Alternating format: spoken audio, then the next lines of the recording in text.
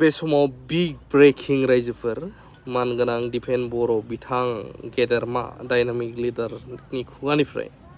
आरो बावैसो जोंनि पाब्लिकफ्रा रेडि जानानै दं नेनानै दं कर्ट फारसे थांनो नागिरदों कर्ट नङाबा थाना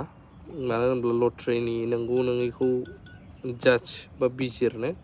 जे बिनि मेन खेलानि भिडिअ फुटेजआ माबायदि जामारदोंमोन बुक प्राइसनिया आरो बोरै बोरै सोर सोर प्राइस मोनखो जोंहा रावजोंबो पार्सनेलि बिदि गाज्रि मोननाय गैयाबाबो नाथाय पाब्लिकनोथ' सैथोखौ देखायनांगोन नालाय बेखायनो ओंखारदों नैबे भिडिअखौ नायलांग्रोजोब बिनि आफादगिरि रन्जन दैमारि डिआर नाब्ला मानगोनां बिथां बै समनि एनडिबिनि गुबुन मोनसे हानजानि आफादगिरि धीरेन बर' बिथां आरो लोगोसेनो सावरायगा सायखं बसुमतारी बिथांजों लोगोसे फेरेंगा रनजित बसुमतारी बिथांमोन इउबिपिअनि आफादगिरि आथिखालनि बर' कसारी काउन्सिलनि चिफ मिनेश्वर बसुमतारी आं गासैबो दैदेनगिरि बिथांमोनखौ आरो बे आफादफोरखौ गोसो गोरबोनिफ्राय आङो साबायखर बावदों बरायदों आरो इयुनाव जोंनि जि थांखि आरो जोंनि जि उद्देश्य जोंनि जि लामा हान्थिनाय बे 34 बोसोर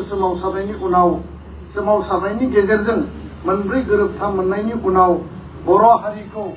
जि जोंहा आत्मनियन्त्रणनि जि मोनसे आन्दलन दङमोन दिनै बेखौ जोङो फिन आरोबाव जोंनि राव जोंनि थुनलाइ जोंनि सामाजिक रांखान्थि बेबस्था जोंनि सोलोंथाइ बर' हारिखौ बिश्व दरबाराव प्रतिष्ठा खालामनायनि थाखाय बड'फानि गेरेमसा माहारि दानायनि मोन्थोरजों जों जेब्लाबो हाबा मावलांगोन आरो बिनिनो उद्देश्य बायदियै 15 आरो 16 नभेम्बर 2026 गोदान दिल्लीयाव बड'लेण्ड महोत्सव खुंनाय जादोंमोन जेराव देशनि पावारफुल गुबुन गुबुन राष्ट्रनिख्रुइबो गोख्रोंसिन प्रधानमन्त्री नरेन्द्र मोदी बिथांखौ लिंहरनानै बर' हारिनि जिउ खुंनाय जिउ जारिमिन थांना थानायनि जिउआव शान्ति आरो माहारि गायसननायनि जि जोंनि आदर्शखौ जोङो दिल्लीयाव भारतनि राजथावनियाव जों गायसननायनि गेजेरजों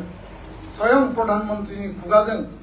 जोङो बे बाख्नायनायखौ मोननो हादों बरायनायखौ मोननो हादों आरो बेबायदिनो जोंनि इयुन लामा हान्थिनायनि जे जोंनि थांखि आरो उद्देश्यआ गेबें आरो गोथारै जेब्लाबो हाबा मावलांबाय थागोन आरो बड'फानि आदर्शखौ जोङो बिन्दो मोनसेबो दोरोदालासिनो दिंग्रायालासिनो गोथों लामाजों आल्टिमेट थांखिसिम बर' हारिखौ मुलुगाव गायसननाय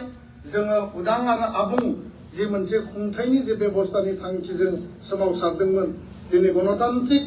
शान्तिपूर्ण आरो राजनैतिक लबि पलिसिनि गेजेरजों गणतान्त्रिक आवाज आरो माने आर्गुमेन्ट आरो लजिकनि गेजेरजों जोंनि जि लेजिटिमेट राइट दङ बेखौ सानसे नङा सानसे जों मोनफुंगोन आरो बेनो जोंनि इसिङारि गुबै थांखि आरो बायजोआव जोङो हारि माहारिफोरजों गुबुन गुबुन हारि हारिसाफोरजों गोरोबलायनानै थानांगोन एसे गटे মই ইয়াত সাংবাদিক বন্ধুসকল আহিছে বিটিআৰ শান্তি চুক্তিৰ এই সন্ধিখনত নিখিল বড়ো ছাত্ৰ সন্থাই সদায় বিটিআৰ অঞ্চলত শান্তি সম্প্ৰীতি আমি মিলা প্ৰীতিৰে আগবাঢ়িব বিচাৰিছো আৰু ইয়াৰ 30টা জাতীয় জনগোষ্ঠীয় সংগঠনক নিখিল বড়ো ছাত্ৰ সন্থাই আমি ভাতৃত্ববোধৰে বিগ ব্ৰাদাৰ হিচাপে আমি বিটিআৰত বসবাস কৰা সকলো জাতি জনগোষ্ঠীক এই শান্তি চুক্তিৰ পিছত একত্ৰিতভাৱে আগুৱাই লৈ গৈ আছো আৰু সকলো জনগোষ্ঠীয়ে নিজৰ অধিকাৰ নিজৰ সমস্যা বিটিআৰত থাকি যাতে শান্তিপূৰ্ণৰে সমাধান কৰিব পাৰে তাৰ কাৰণে আমি একেলগে কাম কৰি আছো এইখিনিকে কৈ পেলাই আজিৰ এই শান্তি চুক্তিৰ দিৱসত সদায় আমি বিটিআৰ অসমত বসবাস কৰা বড়ো জনগোষ্ঠীৰ লগতে আন আন জনগোষ্ঠীৰ লগত সদায় মিলা প্ৰীতিৰে নিজৰ স্বকীয় ভাষা কলা সংস্কৃতি আমাৰ শিক্ষা অৰ্থ সামাজিক সকলো দিশ আগুৱাই নিয়াৰ কাৰণে পুনৰ আমি সংকল্পবদ্ধ লৈছো আৰু উপেন্দ্ৰমৰ যি সপোন বাস্তৱত ৰূপায়িত কৰিবৰ কাৰণে বিশ্ব দৰবাৰ প্ৰতিষ্ঠা কৰাৰ সংকল্প সদায় চিৰযুগমীয়া হৈ থাকিব প্ৰতিটো এপছু কৰ্মীয়ে নিষ্ঠা সহকাৰে সদায় আমি কাম কৰি যাম তাৰ পৰা আমি কোনো দিশত আমি আঁতৰি নাহোঁ এই কথাকে মই স্পষ্ট কৈ পেলাই মোৰ চমু কথা ইয়াতে সামৰিছো গজেন্দ্ৰন খুলুমবাই जय बर' हारिनि जय बर' हारिनि बिटिआर गोरोबथा सान जिउ लावथों बिटिआर गोरोबथा सान जिउ लावथों शान्तियाव अराय गोजोर जाथों शान्तियाव अराय गोजोर जाथों Long live, long live, long live, long live, long live, long live, long live.